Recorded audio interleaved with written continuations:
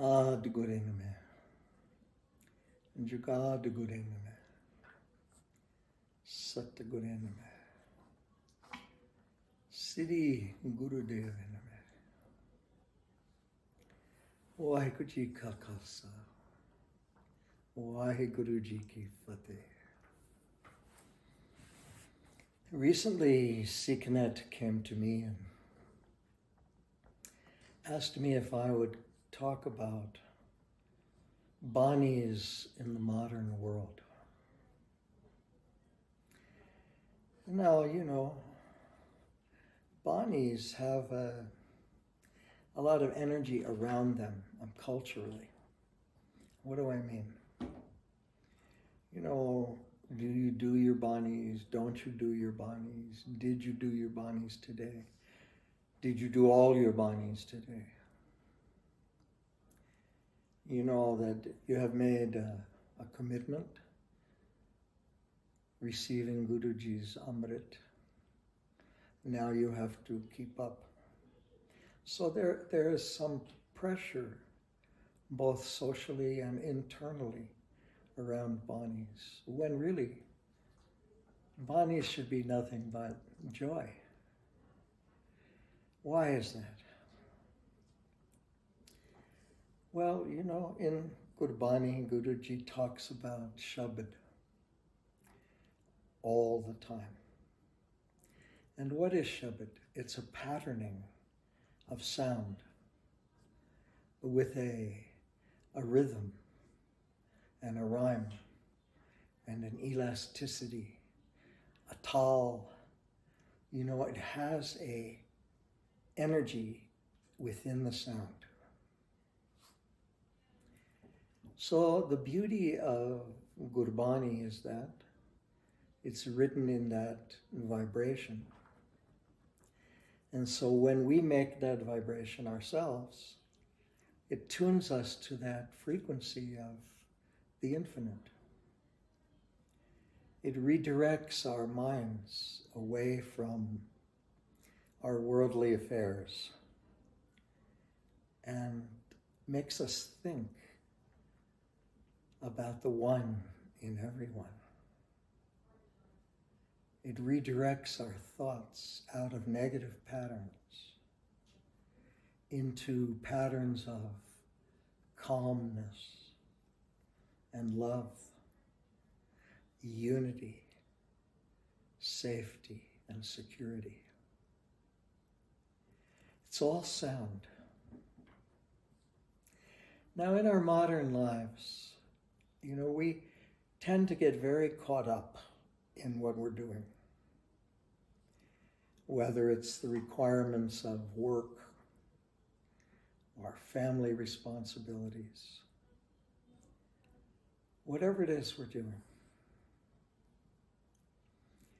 And the ability to remember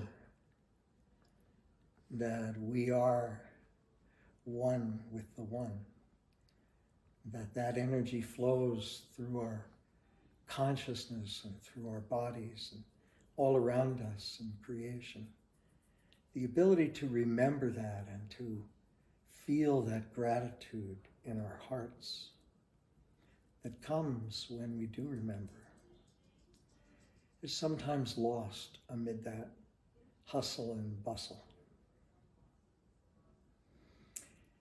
So Banis provide a touchstone throughout the day, a touchstone of remembrance, of retuning away from the rather frantic frequency of the world at large to the calm, steady frequency of the Shabad.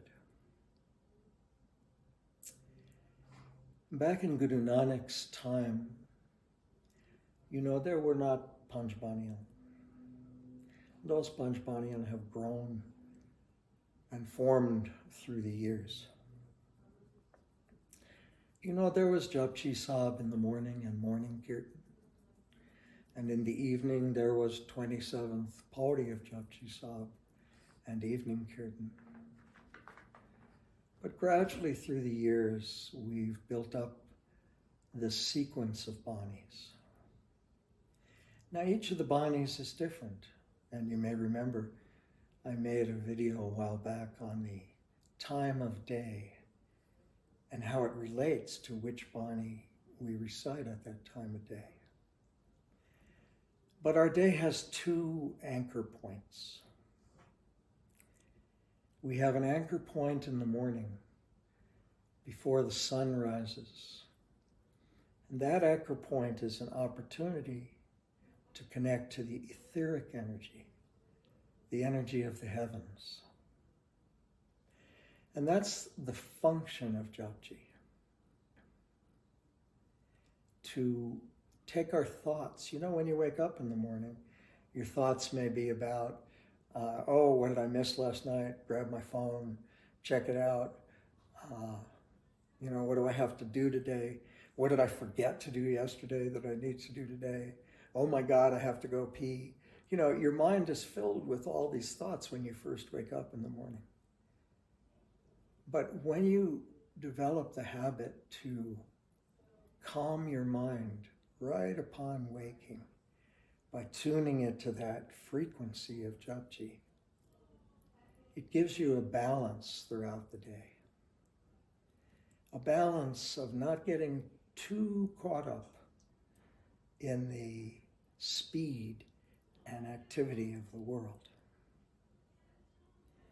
Banis bring Sahaj. They bring our minds into that state of balance, state of calmness and satisfaction. In the evening is the second anchor point. It's the point when the sun is going down. So one is just before the sun rises and as it rises. One is in the evening as the sun is setting and after it sets. Those are transition times during the day when the energy transitions. In the morning, it transitions from the other world of sleep and dreams into the waking world.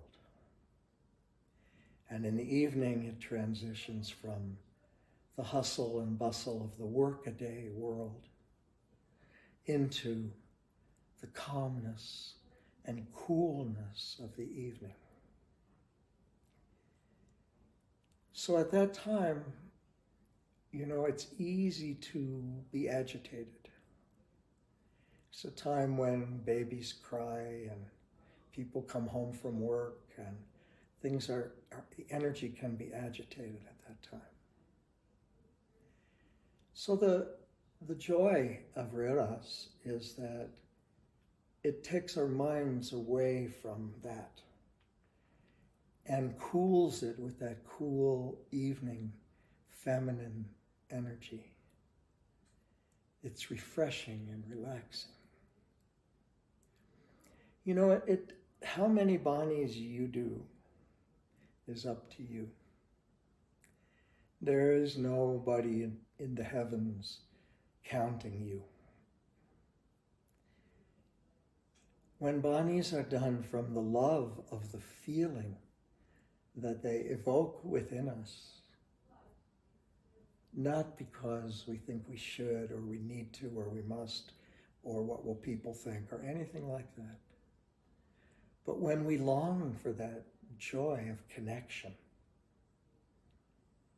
when we long to calm our minds, that's where Bani is really valuable. So my first suggestion is, don't judge yourself. Whatever you're doing or not doing is perfect. Whatever your experience of Banis is and has been is also perfect. So, if you have a regular habit of Panchpaniya, the blessing of setting aside the time for that and slowing down and allowing yourself to get in tune with the frequency of the Shabad is priceless. But if you feel you just don't have that time, or even that level of self-discipline, or you don't want to spend that much time doing Banis. Maybe you don't even do any Banis, and maybe occasionally you do. Doesn't matter. Step number 1, don't judge yourself. Just start if you want to start. And if you want to start, I suggest Japji as a very good starting point. Now you can do Japji at any time, day or night. But remember, it has an etheric energy. So it can kind of space you out, take you away from the physical plane. So I do suggest doing Japji in the morning before you get involved in the affairs of the day. Don't worry about how early you're getting up at 3 or getting up at 3:30 or what. Don't worry about that. Rise up in the morning before the sun, wherever you live. And as the day is dawning and before you get pulled into the wheel of life, take time and tune your mind to the frequency of the Bani. It'll do its work no matter whether you understand it or not, no matter whether you do it. Well, you do have to do it fairly slowly with attention. And the secret of Banis is just a simple one. You have to listen to the sound. Now, can you read silently from the name and listen to the sound in your head? Sure. But if you do it out loud, if you create the sounds with your mouth and you listen deeply to the sounds with your ears, and you allow the sound of your voice to expand and become the sound of many voices, and you allow yourself to be pulled into that sound current, something magical happens. Because the vibration of Japji is always going on somewhere in the world. It's always continuing. So really, when you chant, when you recite Japji, you're tuning into that sound current that already exists of people chanting Japji, and you're becoming one with that. And when you go deep into the sound current of the Bani, you become part of that celestial Sangit. You become part of that vibration that's always going on. So, if we take the emotional content, the judgment, the cultural stuff out of it, and understand that Banis are a very personal thing. It's a tool to personally make the connection between yourself and the infinite. So, step 1 is don't judge yourself. Step 2 is if you feel pulled towards doing Banis, start with Japji. If you're already doing Japji, maybe deepen your experience of Japji. Do it a little slower. Listen more deeply. Feel the vibration of it in your body. And then maybe the next Bani you want to add is Sureras, when you come home in the evening. And gradually, you can add more Banis if you wish to.